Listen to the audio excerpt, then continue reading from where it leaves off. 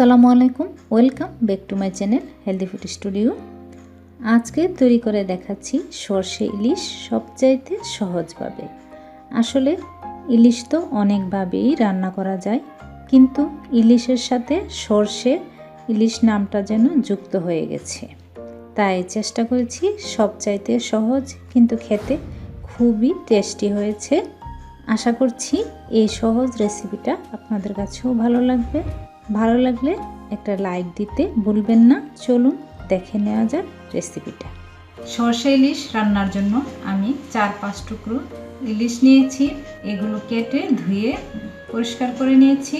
রান্না করার জন্য আমি বড় সাইজের একটা পেঁয়াজ, ছোট ছোট 2টি টমেটো, 3টি কাঁচামরিচ আর 2 টেবিল চামচ সাদা সর্ষে আর সাথে লবণ একসাথে সবগুলো পেস্ট করে নিব। আপনারা চাইলে পাটায়ও পিষে নিতে পারেন। আমি সাদা সর্ষে নিয়েছি, আপনারা লাল বা সাদা যে কোনো একটাও নিতে পারেন, আবার দুটো মিক্স করেও নিতে পারেন।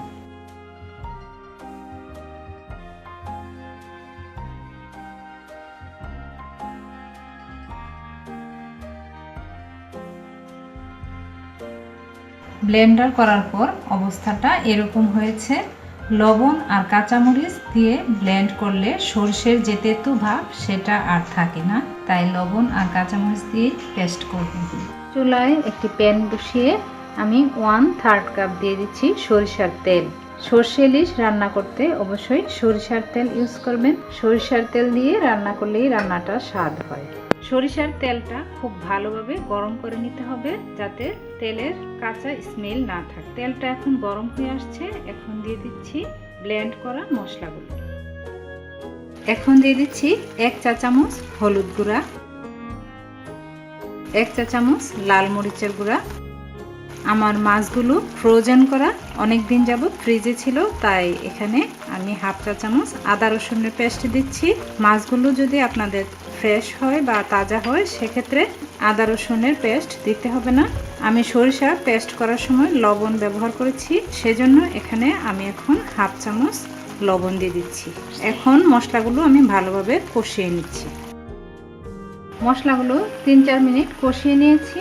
এখন আমি মাছগুলো দিয়ে দিচ্ছি। মাছগুলো দেওয়ার পর আমি একটা চামচের মাধ্যমে উপরে মশলাগুলো লাগিয়ে দিচ্ছি।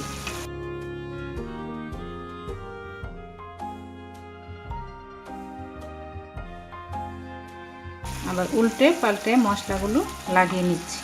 4-5টি কাঁচামরিচ পিছন থেকে চিড়ে নিয়েছি, মরিচগুলো দিয়ে দিচ্ছি। ঢেকে 5 মিনিট মিডিয়াম আঁচে রান্না করব। ফিরে এলাম 5 মিনিট পর। 5 মিনিট এক পাশ রান্না করার পর মাছগুলো কিন্তু অনেকটাই নরম হয়ে গেছে। ইলিশ মাছ এমনিতেও নরম। আমি আলতো হাতে আবার মাছগুলো উল্টে দিচ্ছি, যাতে ভেঙে না যায়। মাছগুলো উল্টে দেওয়ার পর ঝোলটা একেবারে মাখা মাখা হয়ে গেছে। আমি এখন গরম পানি অ্যাড করে দিচ্ছি আরও 1 কাপ। আবারও ঢেকে দিচ্ছি 5-6 মিনিটের জন্য। ফিরে এলাম আবারও 6 মিনিট পর। ইলিশ মাছ রান্না করতে বেশি সময় লাগে না।